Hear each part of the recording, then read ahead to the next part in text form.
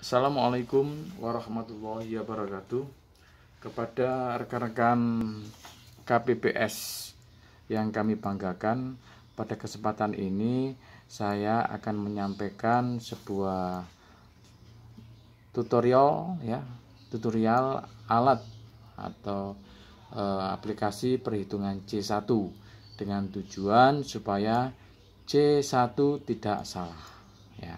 Karena dalam pemilu ini pelaksanaan pungurat tentunya pada tanggal 9 itu endingnya adalah menghasilkan C1 yang benar ya. Kalau salah ya akan menjadi masalah ya. Baik, sebelum kita menginjak ke aplikasi yang saya buat yang berupa link yang akan disampaikan lewat WA ya, baik di grup maupun Japri, link ini akan segera dibagikan ke panjenengan semua. Baik, sebelum kita masuk ke link, kita pahami dulu, kita lihat bersama apa itu model C hasil KWK ya. Namanya model C hasil KWK. Kalau dulu model C1 KWK ya. Baik rekan-rekan, model hasil C KWK kurang lebih seperti ini ya. Ya, terdiri dari ada data pemilih ya. Data pemilih itu ada 3 macam. Yang pertama DPT. DPT itu adalah masyarakat setempat yang memang sudah sejak awal sudah terdaftar, sudah kita tempel nama-namanya di masing-masing TPS ya, sudah ditempel di dalam form A3 KWK, sudah ada daftarnya ya. Dengan saya yakin sudah tahu. Jadi untuk pemilih yang kategori DPT itu mendapatkan C undangan ya, mendapatkan C undangan namanya. Kalau dulu C6 untuk mengundang para pemilih. Kemudian yang kedua yaitu jenis pemilih DPPH. DPPH itu daftar pemilih pindahan ya. Daftar pemilih pindahan itu pindahan dari mana? Pindahan dari TPS lain atau daerah lain karena sesuatu hal dia harus tidak bisa meninggalkan pekerjaannya ya. Nah, akan mendapatkan data namanya A5 ya. Ya, yang nomor 2. Kemudian yang ketiga adalah DPTB. Apa itu DPTB? DPTB adalah warga sekitar kita, warga masyarakat kita ya. Warga masyarakat kita yang belum terdaftar di DPT ya, yang belum terdaftar di DPT ya. Apa yang dibawa oleh DPTB yaitu menggunakan KTP ya, KTP. Jadi masyarakat yang sudah ber-KTP usia 17 tahun itu sudah berhak untuk memilih, atau mungkin masih 15 tahun atau 14 tahun tapi sudah pernah menikah, itu juga bisa memilih menjadi pemilih DPTB ya.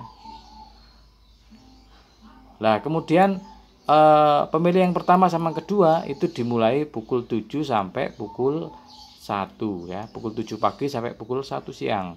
Sedangkan khusus yang pemilih ketiga yang menggunakan KTP itu jam 12 ke atas ya, jam 12 ke atas. Itu isi data pemilih yang poin A. Kemudian di poin B itu pengguna hak pilih ya, pengguna hak pilih. Jadi pengguna hak pilih ini berarti pemilih yang datang ke TPS ya, berdasarkan absensi yang sudah disediakan. Absensi itu sudah dibedakan untuk DPT sendiri, untuk DPPH sendiri, dan untuk DPTB juga sendiri ya. Dihitung masing-masing laki-laki dan perempuannya, dan itu tidak boleh salah menghitungnya, harus benar-benar dihitung ya, dihitung berkali-kali, diyakinkan bahwa sudah betul ya jumlah pemilih laki-laki dari DPT berapa, dari DBPH berapa, dari DPTB berapa, ya. Akan ditulis sini, ya. Penulisannya seperti ini sehingga sama, ya. Nah, 0 di depan itu disilang, ya. Kotaknya terdiri dari 3, ada satuan, puluhan, dan ratusan. Oke, kita lanjut. Di bawah ada data pemilih disabilitas, ya. Disabilitas ini sifatnya hanya keterangan, ya. Walaupun diisi berapapun tidak mempengaruhi jumlah yang ada, ya, karena sifatnya keterangan. Kemudian data penggunaan surat suara. Data penggunaan surat suara ini nanti sudah dihitungkan oleh BPS, ya. Bapak Ibu tinggal aja, ya. Tinggal nggak usah ngitung lagi, maksudnya dihitung sesuai dengan data yang ada, ya. Jadi misalkan dari BPS mendapatkan 300, ya berapapun itu ditulis seperti itu, ya. Kemudian ada jumlah surat suara yang digunakan, dikembalikan, ya. Ini data penggunaan surat suara, ya. Kemudian di sini ada 3 lembar, ya. Ada 3 lembar. Ada 3 lembar. Yang lembar kedua ini isian tentang perolehan masing-masing masing-masing paslon, ya. Kemudian untuk pengisian kemarin ada kesepakatan, ya. Pengisiannya, cara mengisi kotak-kotak ini, kotak-kotak ini, ya. Nah, ini dengan cara menggunakan seperti ini, ya. Ini saya kasih contoh nih, ya. Cara ngisinya seperti ini, ya. 1, 2, 3, 4, nyoretnya ke atas, ya, ke atas ini. Nah, nyoretnya seperti ini, ya. Kemarin sepakat seperti ini dengan KPU. Baik, kita lanjut. Ini perolehan surat suara sah untuk masing-masing calon. Kemudian ada jumlah surat suara yang tidak sah, semuanya harus dihitung juga. Jumlah suara tidak sah. Nah, kemudian halaman yang ketiga. Jadi cara penulisannya juga sama. Maaf, ya. Ini juga pakai silang, ya. Silang, terus angkanya 85 seperti ini, ya. Kemudian halaman ketiga. Nah, halaman ketiga, ya. Ini isi salinan jumlah perolehan surat suara dalam bentuk seperti ini, ya. Kemudian mohon maaf, ini ada kesalahan. Untuk khusus yang lembar ketiga, ini penulisan 0 di atas sebelum angka, ya, depan angka. Nah, seperti ini, tidak disilang, ya, tapi dikasih 0, ya, 085, ya, khusus yang lembar yang ketiga, ya. Semuanya seperti ini, nanti bisa diikuti, ya. Jadi misalkan di sini 085, dilihat nolnya ini diurek-urek, ya, diarsir kayak ujian nasional, ya. Kemudian 8-nya kita cari angka 8 di bawah. Nah, ini diurek-urek, kemudian 5. Nah, begitu seterusnya, ya. Begitu seterusnya. Kemudian di bawah juga. Nah, ini salinan, ya. Nah, salinnya sama, ya. Maaf, yang silang ini diganti 0, ya, bukan silang. Karena ini lembar yang ketiga. Baik, itu tadi C1 yang akan kita kerjakan, ya. C1 ini bukan bentuknya A4 atau bentuk folio, ya. Semuanya dalam bentuk plano. Semuanya dalam bentuk plano. 3 lembar plano, ya. Itu yang nanti akan sebagai dasar untuk perhitungan selanjutnya di dalam menggunakan Sirekap punyanya KPU. Ya. Baik, sekarang sudah mengenal C1. Sekarang bagaimana menghitung C1 secara otomatis, ya, supaya tidak terjadi kesalahan. Ya. Baik, Bapak Ibu sekalian, seperti yang jenengan lihat bahwa di sini ada dua link, ya, dua link yang pertama dan link yang kedua, ya. Ini yang pertama, ini yang kedua, ya. Fungsinya link pertama adalah untuk pengisian, ya, untuk pengisian. Link kedua untuk melihat hasil. Nah, kita lihat, ya. Baik, kita masuk ke link pertama dulu. Saat dikirim ke grup, ya, jadi kan langsung bisa buka, ya. Bagi yang sudah didaftarkan pasti bisa buka ini, ya. Kebetulan ini punya C1 Sawan, ya, C hasil, ya, C hasil Sawan yang saya gunakan. Kemudian tarik ke bawah, ini ada pilihan, ya. Nah, pilihan misalkan di sini TPS 10, ya. Nah, kita lihat TPS 10. Misalkan Anda adalah anggota TPS 10, ya. Kemudian jumlah. Berapa sih jumlah pemilih laki yang dari pemilih DPD? Katakanlah 100, ya. Kemudian yang perempuan saya anggap juga 100 sama, ya. Bisa pakai tag. Nah, ini bisa dibuka di HP juga, ya. Laptop bisa, HP bisa. Kemudian yang DPPH, yang pindahan, ya, pindahan katakan ada 2. Kemudian yang perempuan juga sama, ada 2. Nah, kemudian untuk yang jumlah pemilih laki-laki, nah, kita lihat yang DPTB yang menggunakan KTP, ya, ingat-ingat yang menggunakan EKTP, ya. warga kita yang sudah usianya 17 tahun atau 15 tahun tapi sudah pernah menikah, ya.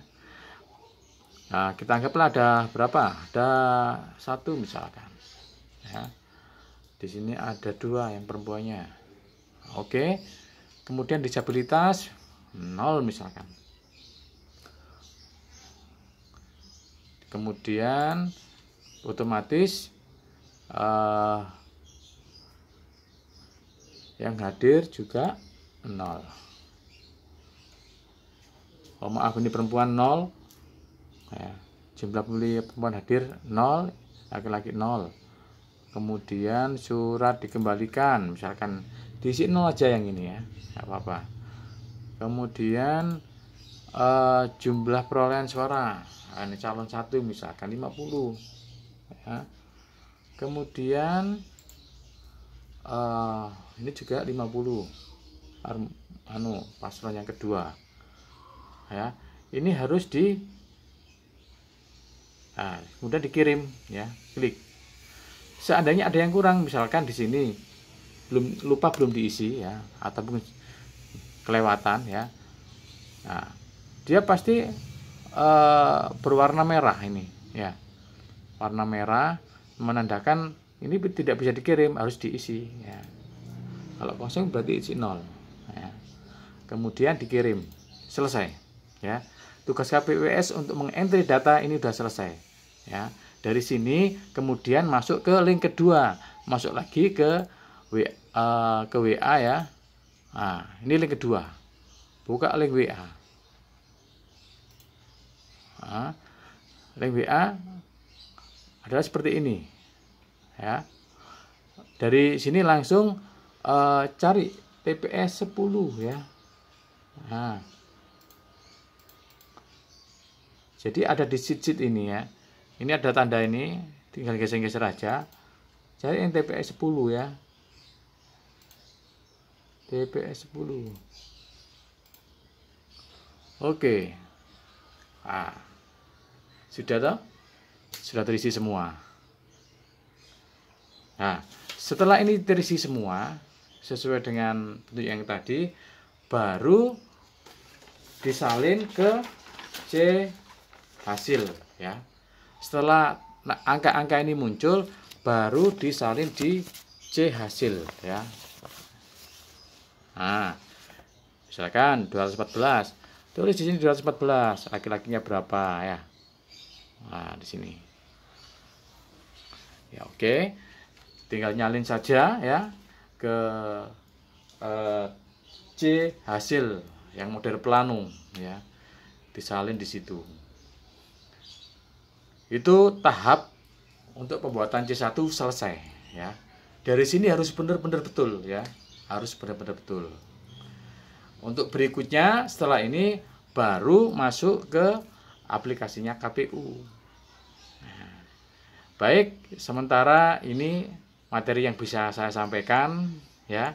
Untuk materi berikutnya sirekap ya.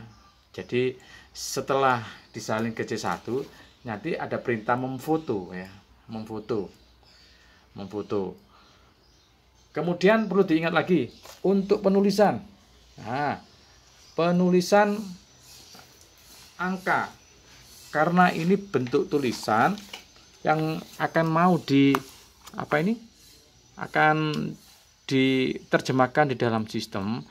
Untuk itu harus standar. Harus standar. Pertama, untuk penulisan huruf semuanya huruf kapital ya, huruf besar. Semuanya huruf besar ya. Kemudian untuk angka, penulisan angka mau diperhatikan, kalau menulis satu ya, satu aja ya. Tidak boleh kalau ini enggak, kan ada yang seperti ini. Nah, ya. Ini tidak boleh. Benar ini ya. Kemudian dua, penulisan dua. Dua harus tegak ya. Kan ada yang nulis dua gini. Nah, yang benar gini. Ya. Ini salah. Ini yang benar. Terus angka 3 standar ya. 3. Terus angka 4. Angka 4 harus terbuka atasnya, ya. Ya. Ini yang direkom. Kalau ada yang 4 sini, ini salah. Karena nanti bisa dibaca 9. Ya. Dibaca 9. Kemudian angka 7. Nah, 7 biasa aja lurus, belok gini, udah 7. Ya. Ada lagi kan, nah ini kecil aja. Kalau ada seretnya kecil aja, ya. 7. Kemudian 8 juga harus jelas. Ya. Harus jelas ininya. Ya, 8. 9 juga gitu, sama. Ya. Jadi mungkin yang rawan ini di 2 sama 1. Kebiasaan orang mungkin macam-macam ya, tapi harus standar. Karena kalau tidak standar seperti ini, terutama 4 ya, benar-benar terbuka, nanti tidak bisa terbaca. Ya, baik, itu tadi pesan saya terakhir untuk penulisan C1.